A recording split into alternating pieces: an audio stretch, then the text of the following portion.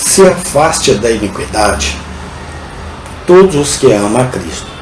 Parte 15, dia 28 de fevereiro de 2025. Última parte deste estudo. É mais refinado, embora não tão volumoso.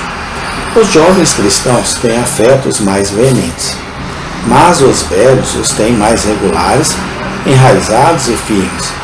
Assim, o velho é melhor. Quanto mais tempo alguém permanece no cristianismo, certamente ele tem mais experiência da bondade de Deus e da corrupção de seu próprio coração e do perigo dos inimigos espirituais. Portanto, ele deve ser mais resoluto na sólida e séria dependência do Senhor, de tudo, mais humilde, abnegado e mais firme contra a tentação, e, em uma palavra, tem uma ternura mais regular e composta com respeito ao pecado e ao dever. E aqui reside a ênfase de afastar-se da iniquidade. 1 João 5,3. Porque este é o amor de Deus, que guardemos os seus mandamentos, e os seus mandamentos não são dolorosos. Os jovens soldados podem atacar o inimigo com maior rapidez, mas os velhos resistem melhor e suportam o choque com mais firmeza. Portanto, que nenhum cristão de longa data na religião seja desencorajado como se não estivesse se afastando da iniquidade, porque não faz progressos tão visíveis como quando a religião era nova para eles. Se permanecer com eles uma ternura enraizada em relação a qualquer coisa que pode desagradar a Deus, com um propósito sincero e se esforçar para manter a consciência longe de ofender a Deus e ao homem. 2 Coríntios 1,12. Porque a nossa alegria é esta, o testemunho da nossa consciência, que em simplicidade e sinceridade piedosa, não com sabedoria carnal, mas pela graça de Deus, temos conversado no mundo. Adicione a isso um sério desejo de ser libertado do corpo da morte. Romanos 7,24.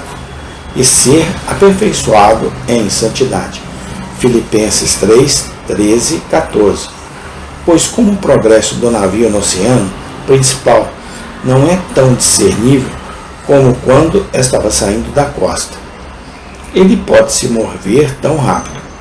Por isso não é de admirar que o progresso do cristão de longa data não seja tão visível como no início, ou como o crescimento de uma árvore no primeiro ano é mais discernido do que depois.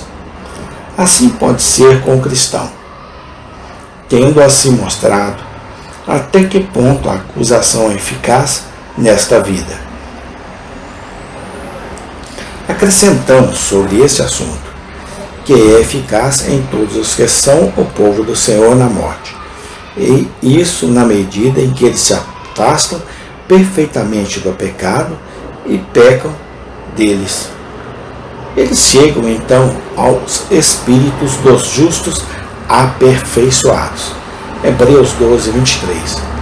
Há uma grande diferença entre os piedosos e os ímpios na vida, e ainda maior na morte. Como os ímpios fazem na vida? Retêm suas iniquidades em meio a todos os meios de justificação e santificação que lhes são oferecidos. Assim,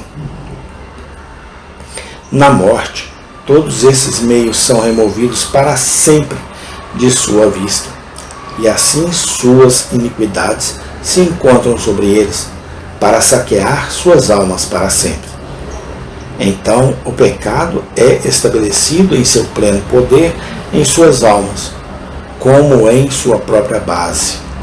Não há mais esperanças nem possibilidade de santificação, e os vários pedaços de culpa, como cordas de morte, estão torcidos sobre eles para sempre.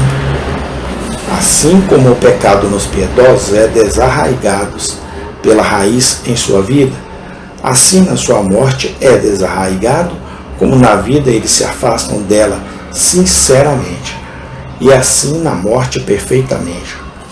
O corpo da morte acompanha a morte do corpo. E assim como a morte entrou pelo pecado, assim o pecado pode sair pela morte. Agora, o pecado está nos piedosos como a lepra nas paredes da casa, e, portanto, sendo derrubada, a lepra é removida. Quando a alma graciosa deixa cair o manto do corpo, ela, no mesmo instante, deixará cair toda a impureza que se apega a ela. Amém. Aqui acaba este nosso estudo. Amém e amém. Obrigado, ó Deus, pela tua graça, misericórdia e amor.